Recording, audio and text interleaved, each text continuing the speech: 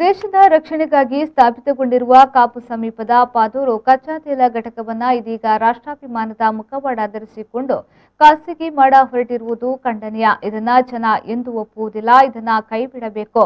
ತಪ್ಪಿದಲ್ಲಿ ಜಾತಿ ಮತ ಪಕ್ಷಭೇದ ಮರೆತು ಉಗ್ರ ಹೋರಾಟ ನಡೆಸುವುದಾಗಿ ಮಾಜಿ ನಗರಾಭಿವೃದ್ಧಿ ಸಚಿವ ವಿನಯ್ ಕುಮಾರ್ ಸೊರಕೆ ಎಚ್ಚರಿಸಿದ್ದಾರೆ.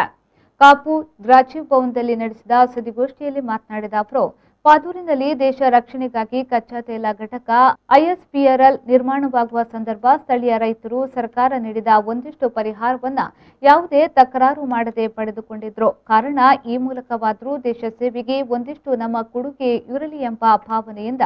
ಆದರೆ ಇದೀಗ ರಕ್ಷಣಾ ಇಲಾಖೆಯ ಕೈಯಲ್ಲಿದ್ದ ಘಟಕದ ರಕ್ಷಣಾ ಜವಾಬ್ದಾರಿಯನ್ನ ಪೆಟ್ರೋಲಿಯಂ ಇಲಾಖೆಗೆ ಹಸ್ತಾಂತರಿಸಿದ್ದು ಇದೀಗ ಅದು ಖಾಸಗಿಯವರು ನಿರ್ವಹಿಸುತ್ತಿದ್ದಾರೆ ಎಂಬ ಮಾಹಿತಿ ಇದೆ. ಅದು ಕೂಡ ಮುಖ್ಯ ಟೆಕ್ನಿಕಲ್ ಹುದ್ದೆಯು ಖಾಲಿಯಾಗಿದ್ದು ಘಟಕದಲ್ಲಿ ಕಚ್ಚಾ ತೈಲ ಸೋರಿಕೆಯಾಗುವ ಮೂಲಕ ಅಪಾಯದ ಮುನ್ಸೂಚನೆಯನ್ನ ನೀಡುತ್ತಿದೆ. ಇಷ್ಟಾದರೂ ಮತ್ತೆ ಎರಡನೇ ಹಂತಕ್ಕಾಗಿ ಕಾನೂನು ಬಾಹಿರವಾಗಿ ಜನನಿಬಿಡ ಪ್ರದೇಶವನ್ನ ಸರ್ವೆ ನಡೆಸಿ ಜನರನ್ನ ಒಕ್ಕಲೆಬ್ಬಿಸುವ ಪ್ರಯತ್ನ ನಡೆಯುತ್ತಿದ್ದು ಇದಕ್ಕೂ ಜನ ಸೈ ಎನ್ನುತ್ತಾರೆ. ಕಾರಣ ರಾಷ್ಟ್ರಾಭಿಮಾನ.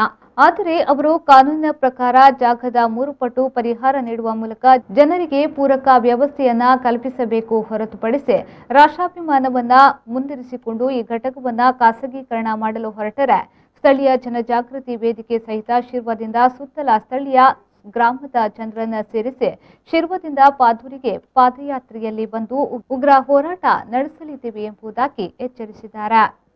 ಇವತ್ತು ರಕ್ಷಣಾ ಇಲಾಖೆಯಿಂದ ಬೇರ್ಪಡಿಸಿ ಪೆಟ್ರೋಲಿಯಂ ಇಲಾಖೆಗೆ ಕೊಟ್ಟು ಪೆಟ್ರೋಲಿಯಂ ಇಲಾಖೆಯವರು ಇವತ್ತು ಒಬ್ಬ ಖಾಸಗಿ ವ್ಯಕ್ತಿಗೆ ಇವತ್ತು ಕಾಂಟ್ರಾಕ್ಟ್ ಬೇಸಿಸ್ ಅಲ್ಲಿ ಕೊಡುವಂತ ರೀತಿಯಲ್ಲಿ ಇವತ್ತು ಆ ಉದ್ದಿಮೆ ನಡೀತಾ ಇದೆ.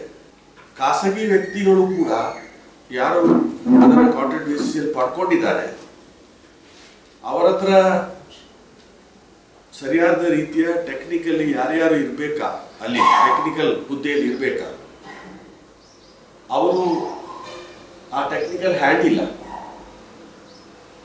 ಒಂದು ರೀತಿಯಲ್ಲಿ ಅವತ್ತು ಭೂಮಿ ಕೊಟ್ಟು ಸಹಕರಿಸಿದಂಥವರಿಗೆ ಉದ್ದೇಶ ಏನಿತ್ತು ಅಂತ ಹೇಳಿದ್ರೆ ಆ ಉದ್ದಿಮೆ ಮುಖಾಂತರ ಸ್ಥಳೀಯರಿಗೆ ಉದ್ಯೋಗ ಸಿಗ್ಬೋದು.